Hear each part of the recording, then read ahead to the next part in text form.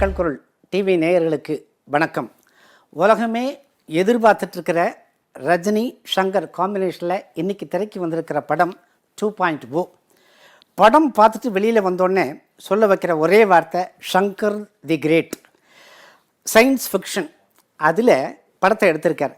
பொதுவாக தமிழ் படங்கள் பிரமாதமாக எடுத்துட்டாங்க அப்படின்னு சொன்னால் நம்ம பொதுவாக ஒரு வார்த்தையை சொல்லுவோம், ஹாலிவுட் தரத்திற்கு இணையாக ஒரு படம் எடுத்திருக்காங்கன்னு சொல்லுவோம். ஆனால் ஷங்கர் எடுத்திருக்கிற இந்த படத்தை பார்த்துட்டு வெளியில் வரும்பொழுது ஷங்கர் ஹாலிவுட்டையே மிரள வைக்கிற அளவுக்கு 2.0 படத்தை எடுத்திருக்கார். கிட்டத்தட்ட 4 வருஷம் அவர் எந்த அளவுக்கு மெய்வருத்தம் பாராமல், பசி நோக்காமல், கண் துஞ்சாமல் கஷ்டப்பட்டு அத்தனை டெக்னீஷியனோட உயிரை கொடுத்து இந்த படத்தை பண்ணியிருக்காரோ, நிச்சயமாக அந்த படத்திற்கான கைமேல் பலன் இன்றைக்கி தேட்டரில் பார்க்கலாம். பொதுவாக ரஜினியோட ரசிகர்களுக்கு 8 வருஷத்துக்கு முன்னாடி அவர் தந்த படம் எந்திரன். அதுக்கு கேப்பில் இந்த படம் 2-3 படங்கள் ரஜினிக்கு வந்திருந்தாலும் ஆனால் அவர்களுடைய ரசிகர்களுக்கு அந்த அளவுக்கா திருப்தி இல்லாமல் போன படங்களை விட்டுட்டு பார்த்தா இந்த படம் மீண்டும் ரஜினி ரசிகர்களுக்கு அப்படி போட்டுக்கொண்டு படம் பார்க்கலன்னா மண்டையே வெடிச்சிடும் அப்படின்னு சொல்லக்கூடிய அளவுக்கு அற்புதமான படத்தை கொடுத்திருக்கிறார் ஷங்கர். பிரம்மாண்டம், மிக பிரம்மாண்டம், மிக மிக பிரம்மாண்டம் அப்படின்னு வார்த்தைகளை அடுக்கிக்கிட்டே போகலாம். அதுதான் 2.0. இதில் 5 அசகாயக சூரர்கள் அப்படின்னு சொல்லணும். Shankar captain of the ship. அவர் சூப்பர் ஸ்டார் ரஜினி ஹீரோ. அவருக்கு எதிர்மறை நாயகன் ஹிந்தி பிரபலம் அக்ஷய்குமார். ஒளிப்பதிவு அற்புதமான கேமராமேன் நிரவ் ஷா. இசை புயல் ஏஆர் ரகுமான். இந்த 5 பேர் காம்பினேஷனில் இந்த படம் எப்போ வரும்னு எல்லா தரப்பு ரசிகர்களும் எதிர்பார்த்துருந்து காத்துக்கிட்டு இருந்தாங்க. இன்றைக்கி அந்த படம் வந்து பரபரப்பாக பேச வச்சிருக்கு. 650 கோடி பட்ஜெட்டில் ஒரு படம். உலகம் முழுக்க 10,500 தேட்டர்களில் ரிலீஸ் ஆகிருக்கு. 45% விஷுவல் எஃபெக்ட், விஎஃப்எக்ஸ், கிராஃபிக்ஸ் முழுக்க படத்தில் உட்கார வைக்கிற அளவுக்கு ஷங்கர் பண்ணியிருக்கார் அப்படின்னு படம் ரிலீஸுக்கு முன்னையே நம்ம பரபரப்பாக அத்தனை ஊடகங்களையும் செய்தி வந்ததன் எதிரொலி இந்த படம் வரும்பொழுது பார்த்தே ஆக வேண்டும் அப்படின்னு ஒரு வெறி எல்லா தரப்பிலிருந்தும் கிளம்பியாச்சு. இன்றைக்கி படமும் ரிலீஸ் ஆகிடுச்சு. படத்தினுடைய கதை எப்பயுமே ஷங்கர் ஒரு லைன் நாட்டு தான் எடுப்பார். அதே மாதிரி இந்த படத்துலையும் ஒரே வரி கதை தான். செல்ஃபோன், அதனால் ஏற்படக்கூடிய பிரச்சனை என்ன? அதாவது இன்றைக்கி செல்ஃபோன் வீட்டுக்கு வீடு, ஆளுக்கு ஆள் கையில் இல்லாத நிலைமையே இல்லை. செல்ஃபோன் வந்ததுனால சிட்டுக்குருவிகள், பறவைகள் அடியோடு அழிந்து போகக்கூடிய சூழ்நிலை உருவாயிடுச்சு. அதுதான் மெயின் காரணம். அந்த பறவைகளை ஆராதித்து அதுக்காகவே தன்னுடைய வாழ்க்கையை அர்ப்பணம் பண்ணி பறவைகளோடு வாழ்ந்துக்கிட்டு இருந்த ஒரு நாயகன் ஒரு சந்தர்ப்பத்தில் தற்கொலை பண்ணிக்கிறார். ஏன்?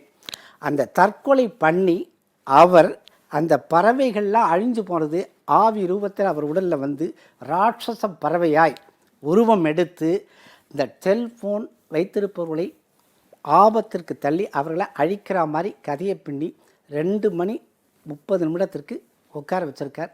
பரபரப்பாக தான் படத்தை கொண்டு போயிருக்கார். இப்போ 3D படம். இந்த 3D படத்தை அப்படி கண்ணில் மாட்டின்னு உட்காந்து படம் பார்க்க ஆரம்பிக்கும் போதே மேலேருந்து கீழே ஒரு சிறகு, அதாவது இறகு வந்து விழுந்தோடனே இது குருவிகளை பற்றிய கதையை சொல்ல போகிறான்னு நினைக்கும்போது அடுத்து பிரம்மாண்டமான ஒரு அவுட்டோர் லொக்கேஷனுக்கு போகும்போது அப்படி திரையை பார்க்க ஆரம்பிக்கிற ரசிகர்கள் கடைசி அந்த கிராண்டியர் கிளைமாக்ஸ், ஒரு மிகப்பெரிய ஸ்டேடியத்தில் கிளைமேக்ஸை முடிக்க போகிற வரைக்கும் பார்த்தவர்கள் மறட்சியோட திரையை பார்த்தபடி தான் இருக்காங்க. இந்த படத்தில் காமெடி கிடையாது, லவ் கிடையாது.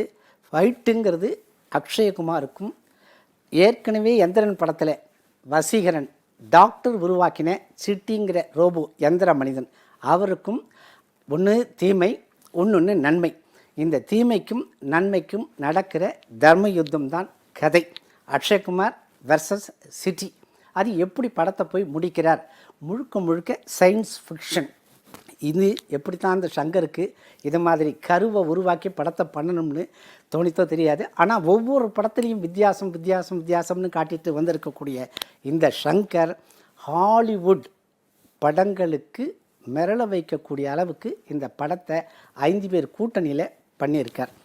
படத்தில் அந்த பொதுவாக நம்ம 3D அப்படின்னு சொல்லிட்டா 3Dக்கான தேட்டர்கள் கிடைக்கணும். அந்த தேட்டர்களில் போய் படத்தை பார்த்தால்தான் ரசிகர்களுக்கு அதனுடைய உண்மையான எஃபெக்ட் என்னங்கிறது தெரியும்.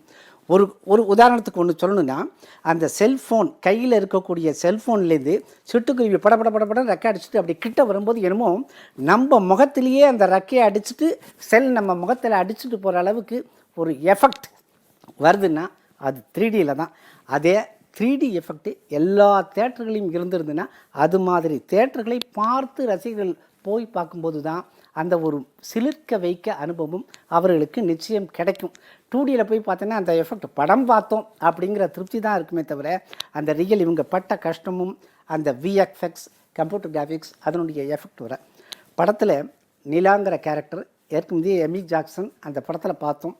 ஓப்பனிங் ஃப்ரேமே அப்படி லட்டு மாதிரி வந்து நிற்பாங்க. பார்க்கும்போது தான் தெரியும் அவங்களே இந்த டாக்டர் வசீகரன் உருவாக்கின ஒரு ரோபோ அப்படின்னு. இப்படி கதையை நகர்த்திட்டு போகிறார். நகர்த்திட்டு போகும்போது கிளைமேக்ஸ் வந்து நிற்கும்போது அந்த ஒரு 20 நிமிஷம் பின் drop silence entire theatre Akshay Kumar versus city. எப்படி 500 ராட்சச ரோபோ சிட்டி உருவாராங்க, இந்த அக்ஷயகுமார் எப்படி ராட்சச பறவையாக உருமாறி வந்து இவர்கள் 2 பேரும் மோதல் இருக்குது பாருங்கள். அப்படியே சிலிர்க்க வைக்கும். வெச்சக்கன் வாங்காமல் தேட்டர் திரையையே பார்த்துட்ருக்கிற ஒரு புது அனுபவம் எல்லாருக்குமே கிடைக்கும். அது குழந்தைகள் ஆரம்பித்து பெரியவங்க வரைக்கும் நம்ம 3D அப்படின்னு படம் பார்க்குற உண்மையான உணர்வு ஏற்படுத்துறது சங்கரின் 2.0. இப்போது இந்த படத்தை ரஜினியோட ரசிகர்கள் பார்க்காமல் போயிட்டா மண்டையே வெடிச்சிடும் அப்படின்னு ஒரு ஃபீலில் இருப்பாங்க. அது மாதிரி தான் குழந்தை குட்டிகளை வீட்டில் வச்சுருக்கிறவங்க ரஜினி படம் fiction, science fiction, 3D graphics, grandeur அப்படின்னு சொன்னால் அவங்கள அழைச்சிட்டு போகாட்டி சண்டையே வரும். மொத்தத்தில் சங்கரின் 2.0 வீட்டுக்கு வீடு அவசியம் பார்க்க வேண்டிய படம். காரணம், ஒரு தமிழர்கள் கூட்டணி தலை நிமிர்ந்து நிற்கிறவக்குன்னு ஹாலிவுட்டுக்கே சவால் விட்டு இருக்கிற கூட்டணி. அப்புறம் பார்க்காம இருந்தால் எப்படி? அவசியம் பாருங்கள். மீண்டும் அடுத்த திரை விமர்சனத்தில் சந்திப்போம். இந்த வீடியோ உங்களுக்கு பிடிச்சிருந்ததுன்னா சப்ஸ்கிரைப் பண்ணுங்கள், ஷேர் பண்ணுங்கள், கமெண்ட் பண்ணுங்கள்.